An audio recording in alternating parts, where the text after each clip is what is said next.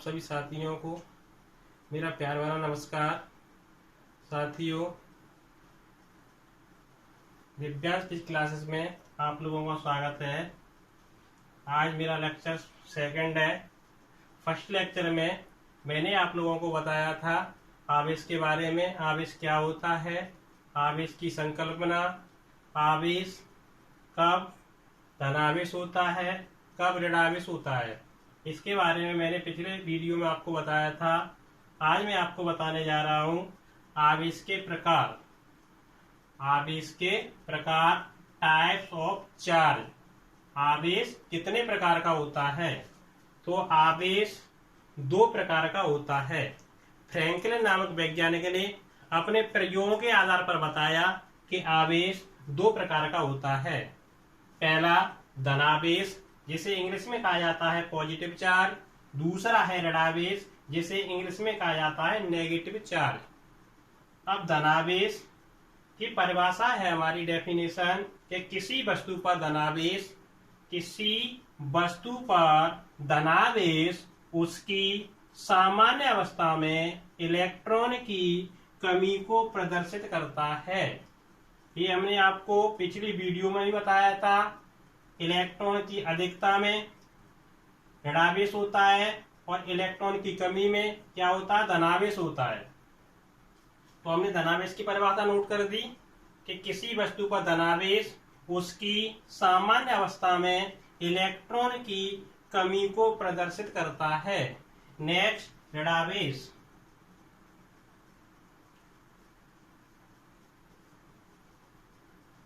जिसे इंग्लिश में कहा जाता है नेगेटिव चार्ज।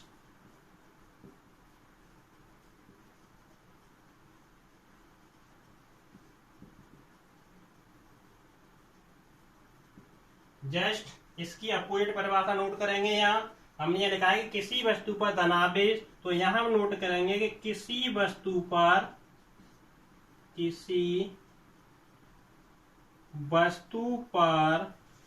ऋणावेश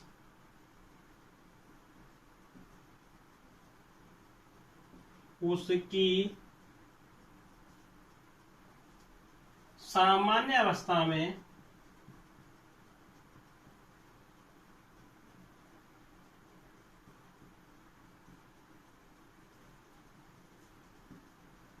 इलेक्ट्रॉन की अधिकता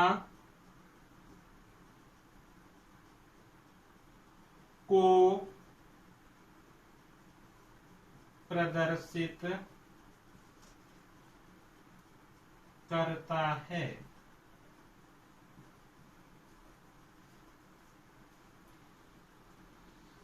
हमने नोट कर दिया कि किसी वस्तु पर ऋणावेश उसकी सामान्य अवस्था में इलेक्ट्रॉन की अधिकता को प्रदर्शित करता है। तो हमने पिछले वीडियो में आपको एक क्वेश्चन बताया था कि आवेश की संकल्पना जब हमने नोट कराई थी तब उसमें बताया था कि आवेश की संकल्पना प्रोटॉन के आधार पर क्यों नहीं दी जाती, इलेक्ट्रॉन के आधार पर ही क्यों दी जाती है। तो ये क्वेश्चन आपका पूछा जा सकता है। तो हमने ये बताया था, इसे हम नेक्स्ट वीडियो में आपको बताएंगे। तो हम इसका आंसर कह सकते हैं कि आवेश की संकल्पना प्रोटॉन के आधार पर इसलिए नहीं दी जा सकती क्योंकि प्रोटॉन का द्रव्यमान इलेक्ट्रॉन के द्रव्यमान से काफी अधिक होता है। अर्थात लिख सकते हम, अर्थात प्रोटॉन का द्रव्यमान होता है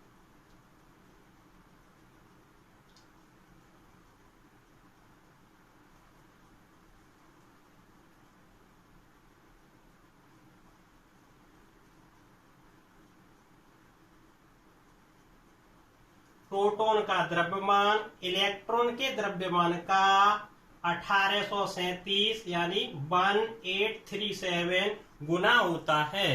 तो हम कह सकते हैं प्रोटॉन आवेश की संकल्पना प्रोटॉन के आधार पर इसलिए नहीं दी जा सकती क्योंकि प्रोटॉन का द्रव्यमान इलेक्ट्रॉन की तुलना में या इलेक्ट्रॉन के द्रव्यमान का 1837 गुना होता है। नेक्स्ट, अपने टॉपिक पर आते हैं हमने आवेश के प्रकार बताए आपको कि आवेश दो प्रकार का होता है। First धनावेश, second ऋणावेश। धनावेश की डेफिनेशन हमने नोट की कि किसी वस्तु पर धनावेश उसकी सामान्य अवस्था में इलेक्ट्रॉन की कमी को प्रदर्शित करता है। ऋणावेश की परिभाषा नोट की हमने कि किसी वस्तु पर ऋणावेश उसकी सामान्य अवस्था में इलेक्ट्रॉन की अधिकता को प्रदर्शित करता है। नेक्स्ट हम नोट करेंगे नोट पॉइंट।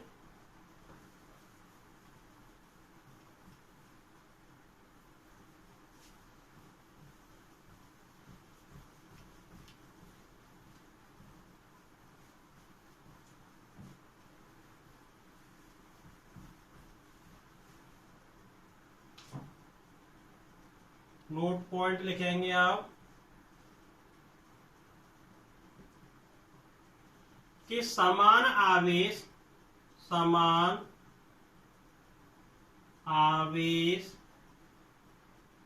पहला नोट पॉइंट है ये। समान आवेश या सजातीय आवेश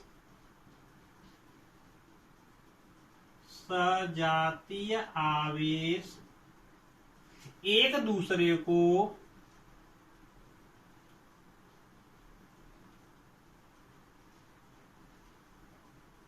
प्रतिकर्षित करते हैं।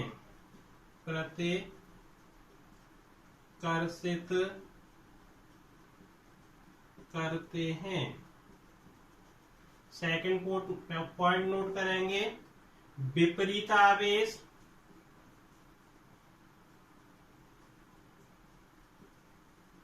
विपरीत आवेश या कह सकते हैं विजातीय आवेश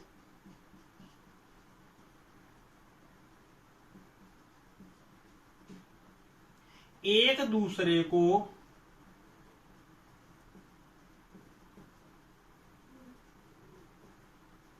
आकर्षित करते हैं।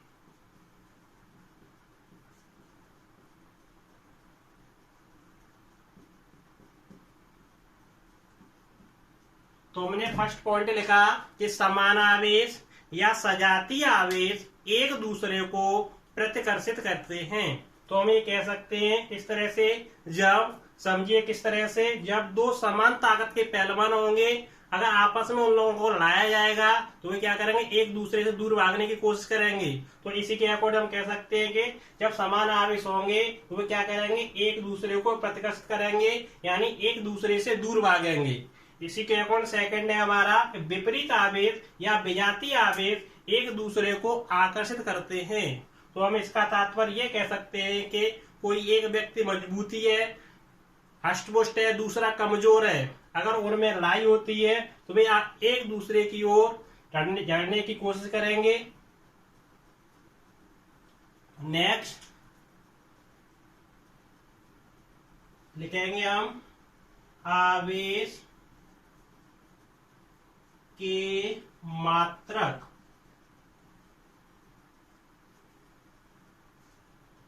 इसमें कहते हैं यूनिट्स ऑफ चार्ज।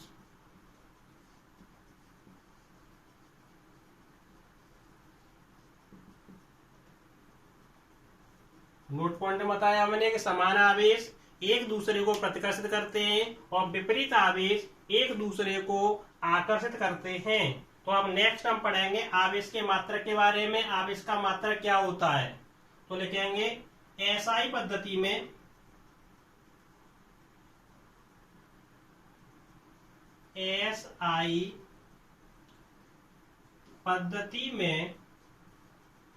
आवेश का मात्रक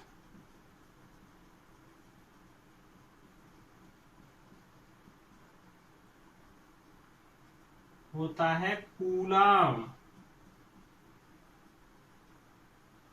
सेकेंड सीजीएस पद्धति में आवेश का मात्रक होता है स्टेट कूलम।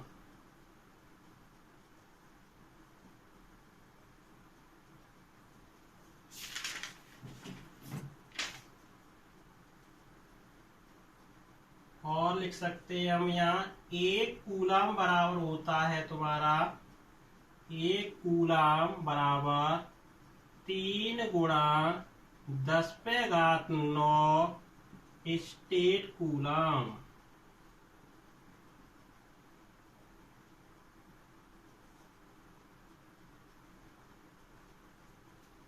थर्ड,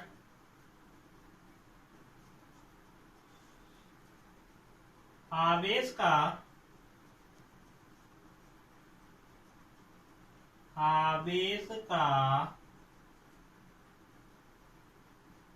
वैद्युत चुंबकीय मात्रक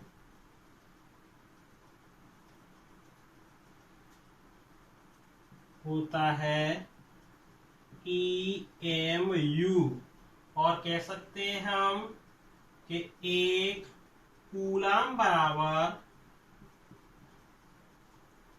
होता है हमारा 1/10 EMU। तो हमने यूनिट ऑफ चार्ज नोट किए। SI पद्धति में आवेश का मात्रक होता है कूलम, CGS पद्धति में आवेश का मात्रक होता है स्टेट कूलम। यह हमारा संबंध निकल के आया। 1 कूलम में होते हैं हमारे 3 × 10⁻⁹ स्टेट कूलम।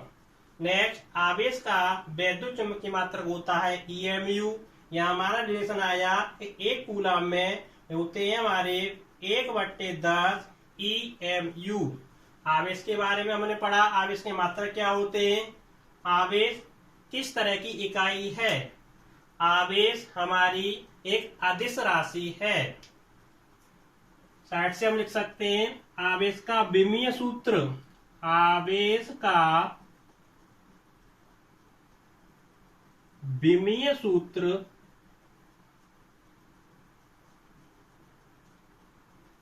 जानेंगे क्या होता है। आप लोग पिछली क्लास में 10th क्लास में पढ़ चुके होंगे। वैद्युत धारा की परिभाषा I बराबर होता है Q/T। धारा बराबर होता है आवेश बट्टे समय। यहां से हम आवेश Q की वैल्यू निकालेंगे, हो जाएगा Q बराबर IT। I का विमीय सूत्र होता है एम्पियर, A समय का होता है T। तो यहां से आवेश का विमीय सूत्र निकल के आया हमारा AT। हमने निकाला आवेश का विमीय सूत्र। पिछली क्लास में हम पढ़ चुके हैं वैद्युत धारा की परिभाषा। I बराबर होता है Q/T। यहाँ से हमने Q की वैल्यू निकाली। T यहाँ बट्टे में था, भाग में, इधर आगे किस में आएगा, गुणा में। Q बराबर हो गया IT। I का विमीय सूत्र होता है A, समय का होता है T। तो यहाँ से हमारा आवेश का विमीय सूत्र प्राप्त हुआ AT। आप लोग नोट कर सकते हैं ये।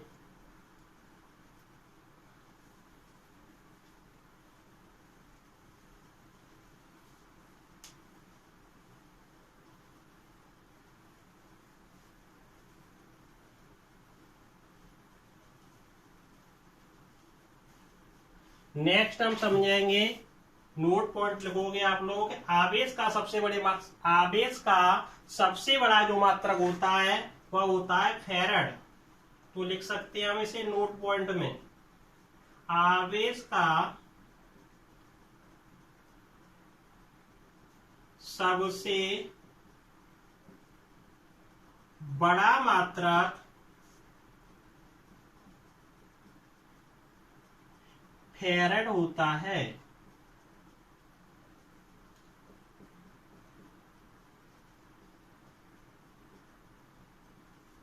तो हमने लिखा आवेश का सबसे बड़ा मात्रक फैराड होता है। और यह कितने के बराबर होता है, तो लिख सकते हैं हम 1 फैराड बराबर, 1 फैराड कितने कूलम के बराबर होता है।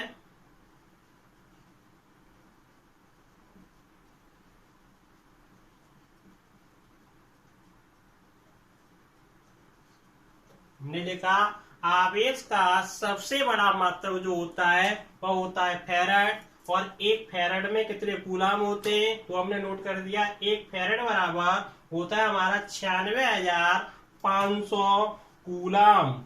नेक्स्ट पढ़ेंगे हम मूल आवेश। मूल आवेश जिसे इंग्लिश में कहा जाता है फंडामेंटल चार्ज।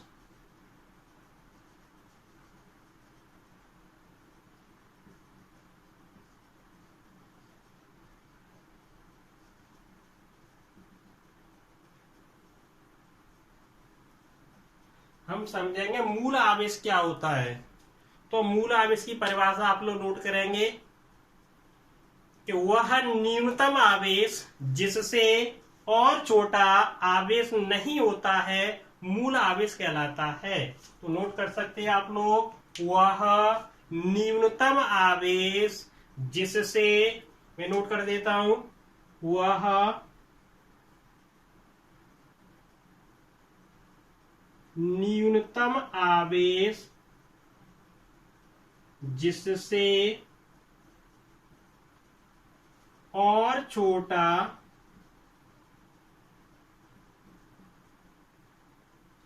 आवेश नहीं होता है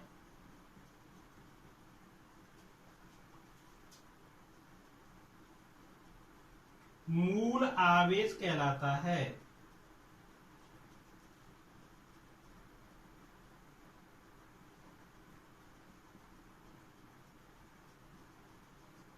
अथवा दूसरी परिभाषा हम नोट करेंगे, हम कह सकते हैं कि इलेक्ट्रॉन के आवेश को, इलेक्ट्रॉन के आवेश को मूल आवेश कहा जाता है।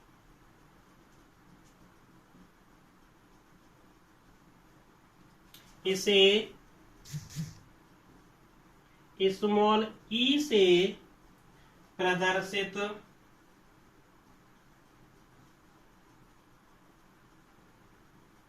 करते हैं। इसका मान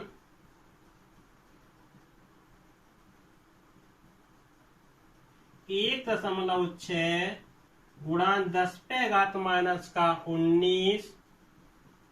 कूलाम होता है।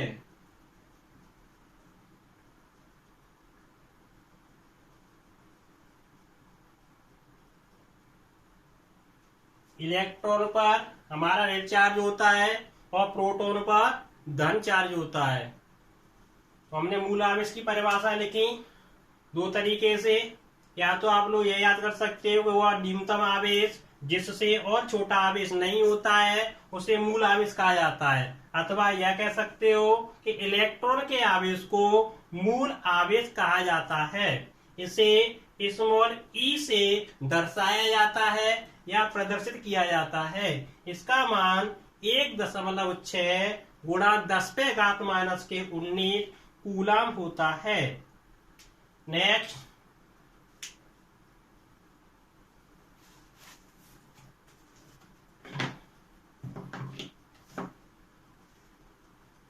समझोगे टॉपिक अपना आवेश का क्वांटीकरण।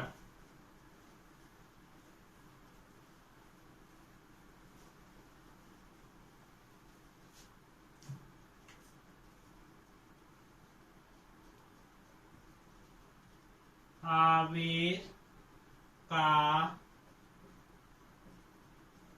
क्वांटीकरण जिसे इंग्लिश में कहा जाता है क्वांटिजेशन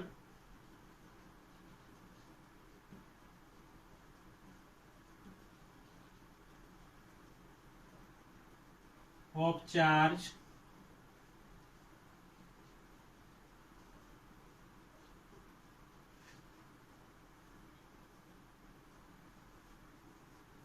ये आपका बहुत पूछा जाता है कि आवेश का क्वांटीकरण क्या होता है या आवेश के क्वांटीकरण से क्या तात्पर्य है। ठीक, तो हम इसकी परिभाषा नोट करेंगे। कि किसी वस्तु पर आवेश इलेक्ट्रॉन के आवेश के पूर्ण गुणक के रूप में पाया जाता है। क्या कह सकते हैं कि किसी वस्तु पर आवेश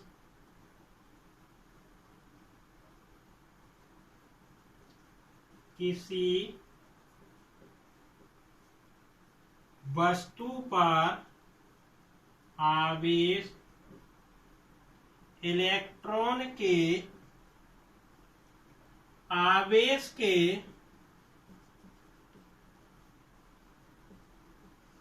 पूर्ण गुणक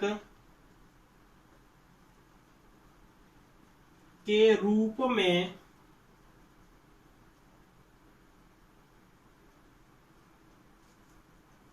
होता है, लेकिन भिन्नात्मक रूप में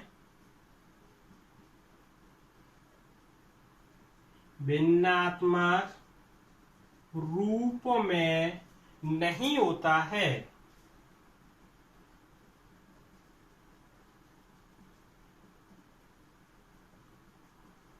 लेकिन भिन्नात्मक रूप में नहीं होता है। आवेश का यह गुण आवेश का यह गुण आवेश का क्वांटीकरण कहलाता है।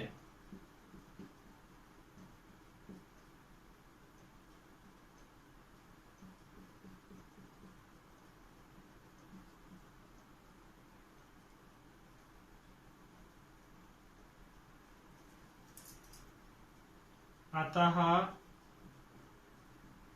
किसी वस्तु पर आवेश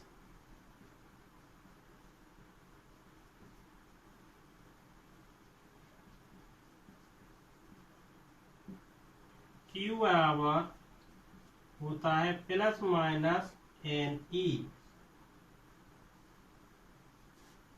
जहां Q बराबर वस्तु का आवेश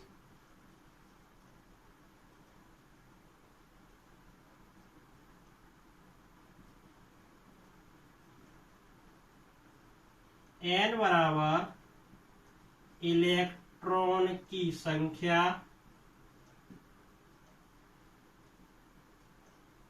क्वेश्चन में लिख सकते हैं N बराबर 1, 2, 3, डॉट डॉट डॉट। E बराबर इलेक्ट्रॉन का आवेश, ये होता है तुम्हारा E बराबर 1.6 गुणा 10⁻⁻⁻⁰ कूलम। तो हमने लिखा आवेश के क्वांटीकरण में कि किसी वस्तु पर आवेश इलेक्ट्रॉन के आवेश के पूर्ण गुणक के रूप में होता है, लेकिन भिन्नात्मक रूप में नहीं होता है। आवेश का यह गुण आवेश का क्वांटीकरण कहलाता है। और हम सिंपल रूप में परिभाषा कह सकते हैं आवेश के क्वांटीकरण की, तो हम लिख सकते हैं अपने अकॉर्डिंग कि किसी वस्तु पर आवेश, ये कह सकते हैं हम कि किसी वस्तु पर आवेश plus minus E, plus minus 2E, plus minus 3E, dot dot dot होता है। परिभाषा में ये भी लिख सकते हैं कि किसी वस्तु पर आवेश plus minus 1E, plus minus 2E, plus minus 3E, dot dot dot होता है, लेकिन भिन्नात्मक रूप में नहीं होता है। जैसे plus minus 5/4E, plus minus 1/2E, इस रूप में हमारा आवेश नहीं हो सकता।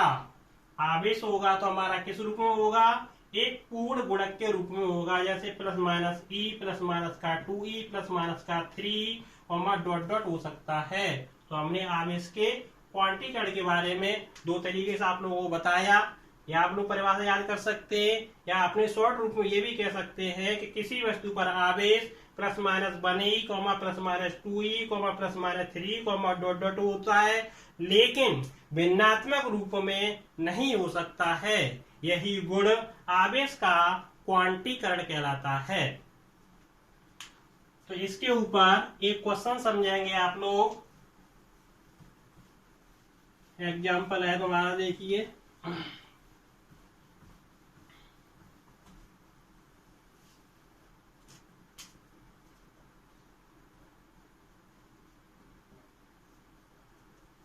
प्रकृति में निम्न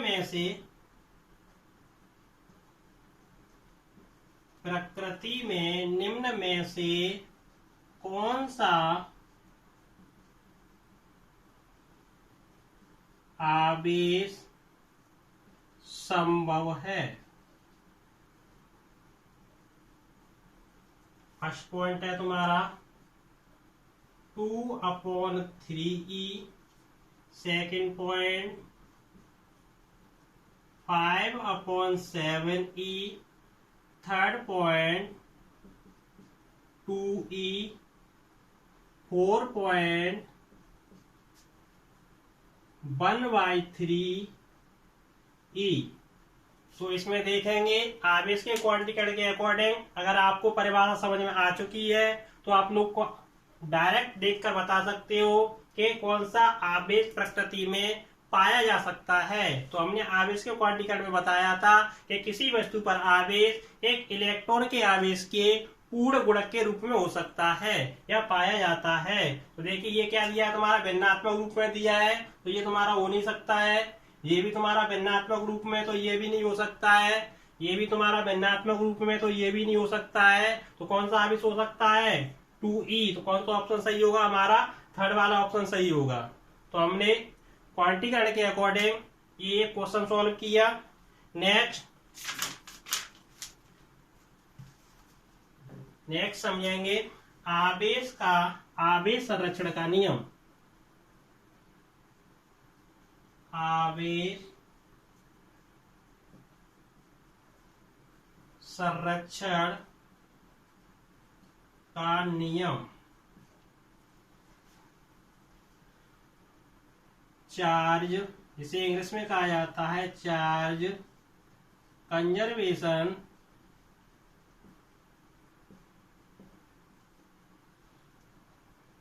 लॉ।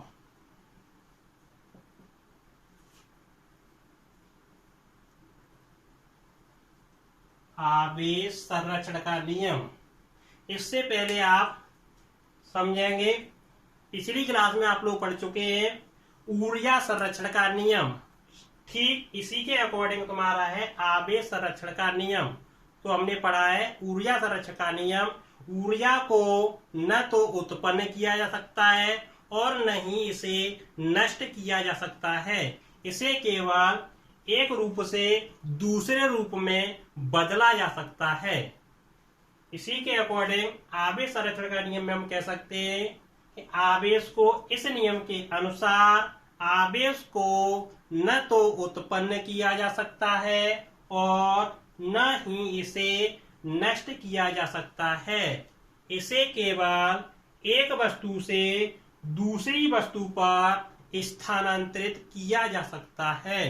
तो आप लोग नोट कर सकते हैं कि इस नियम के अनुसार आवेश को न तो उत्पन्न किया जा सकता है, न तो उत्पन्न किया जा सकता है और न ही इसे नष्ट किया जा सकता है, और न ही इसे नष्ट किया जा सकता है।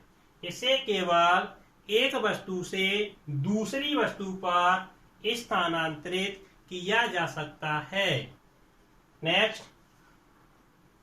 नेक्स्ट आपको अगली वीडियो में बताएंगे। फिलहाल इतना ही काफी है। धन्यवाद।